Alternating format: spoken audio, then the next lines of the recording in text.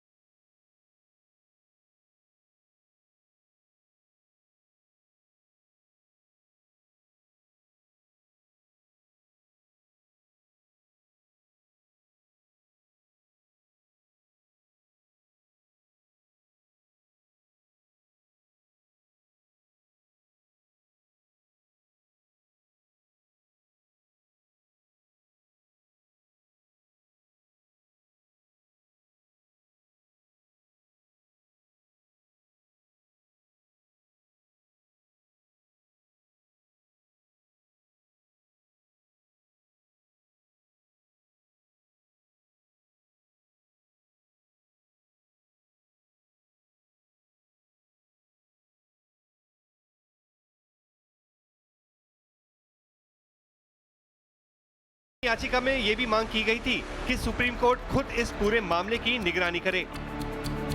ये याचिका ऐसे समय में आई है जब राम मंदिर में चढ़ावे की कथित चोरी और गबन का मामला पहले से जांच एजेंसियों के रडार पर है। इस मामले में एसआईटी की जांच के बाद 8 लोगों के खिलाफ मुकदमा दर्ज किया गया था। जांच में आरोप लगा था कि दान की गिनती के दौरान कुछ लोगों ने रकम का गबन किया था। सभी आरोपियों को गिरफ्तार कर न्यायिक हिरासत में भेजा गया था। आज होने वाली याचिका इस मायने में बेहद खास है कि सुप्रीम कोर्ट इन याचिकाओं को स्वीकार करता है कि नहीं।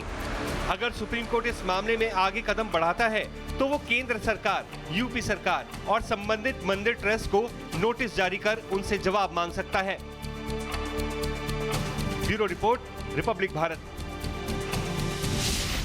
तो सुप्रीम कोर्ट की सुनवाई से जुड़ी रिपोर्ट हम आपको दिखा रहे थे और अब एसआईटी ने जांच में क्या कुछ किया है वो आपको बताते हैं। इसके साथ साथ जो बड़ी अपडेट है वो भी जानकारी देते हैं। आज अयोध्या जा सकती है एसआईटी टीम। इसके साथ साथ 15 जुलाई को एसआईटी अपनी फाइनल रिपोर्ट जो है वो अधिकारियों को सौंप देगी, यानी कि गृह सचिव को सौंप देगी। एआई आधारित जो निगरानी है उसका सुझाव जो है वो दिया गया है, यानी कि हाईटेक मॉनिटरिंग जो है सिस्टम होना चाहिए। 40 दिनों के अंदर 70 बार चढ़ावे में चोरी हुई है। जो पहली रिपोर्ट हुई थी उसमें खुलासा हुआ था। इसके साथ साथ सीसीटीवी फुटेज में भी कई सारी जानकारियां जो है वो एसआईटी को मिली है। इसके साथ साथ एसआईटी इन्वेस्टिगेशन में क्या कुछ निकलकर सामने आया है और क्या संभावना है कि कल 15 तारीख को जो है एसआईटी अपनी रिपोर्ट जो है वो गृह सचिव को सौंपेगी। इससे जुड़ी भी एक रिपोर्ट आपको दिखाते हैं।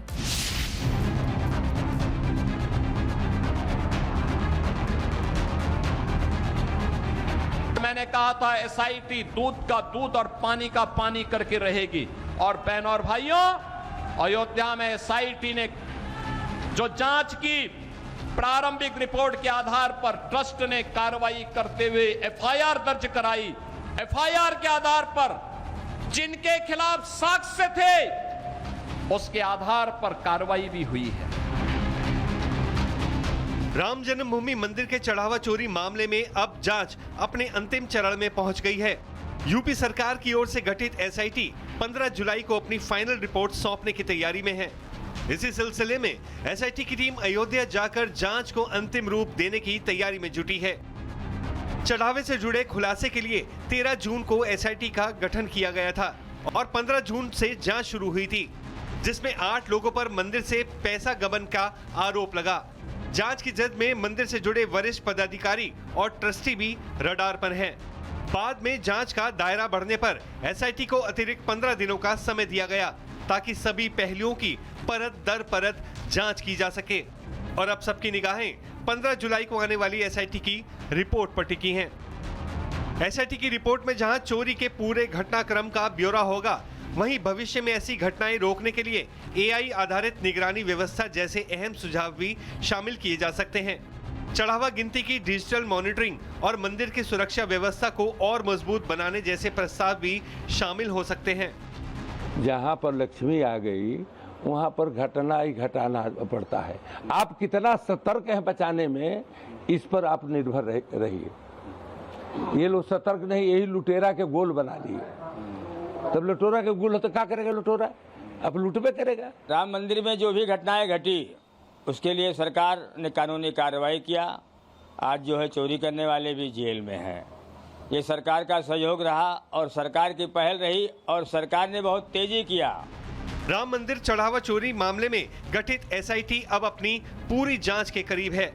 लखनऊ मंडलायुक्त विजय विश्वास पंत की अगुवाई वाली एसआईटी 15 जुलाई को शासन को अपनी अंतिम रिपोर्ट सौंपने की तैयारी कर रही है। चढ़ावा चोरी मामले को लेकर एक तरफ जांच का दौर लगातार जारी है। इंतजार है 15 तारीख का, जब एसआईटी अपनी रिपोर्ट को सामने रखेगी और ये साफ हो पाएगा कि आखिर ये चढ़ावा चोरी हुआ तो कैसे हुआ, किसकी क्या भूमिका थी, किसकी कितनी संलिप्तता थी। सोमवार का दिन है आज, एसआईटी आज फिर आने वाली है 11:30-12 बजे के आसपास। ऐसा सोर्सेज बता रहे हैं कि एसआईटी की टीम आज पहुंच सकती है। इससे पहले एक इन्फॉर्मेशन ये भी निकलकर सामने आई कि संतोष दुबे को कल नगर कोतवाल ने बुलाया था और उनसे पूछताछ हुई है। एसआईटी की टीम के सामने भी वो 10 से 15 मिनट तक वीडियो कॉन्फ्रेंसिंग पे रहे हैं। ऐसे में उनसे सबूत मांगे गए। संतोष दुबे वही शख्स है जिन्होंने सबसे पहले जाके थाना राम जन्मभूमि में जाकर शिकायत दर्ज करवाई थी। एसआईटी पहले ही प्रारंभिक जांच रिपोर्ट शासन को सौंप चुकी है। जांच में 40 दिनों के दौरान करीब 70 बार चढ़ावा चोरी की घटनाओं का जिक्र किया गया है। जांच टीम के पास इन घटनाओं से जुड़े सीसीटीवी फुटेज भी होने की बात कही गई है। अब सबकी निगाहें 15 जून को शासन को सौंपी जाने वाली एसआईटी की अंतिम रिपोर्ट पर टिकी हैं, जिससे ये साफ हो जाएगा कि जांच टीम ने किन निष्कर्षों और सिफारिशों के साथ अपनी रिपोर्ट तैयार की है। Bureau report, Republic Bharat.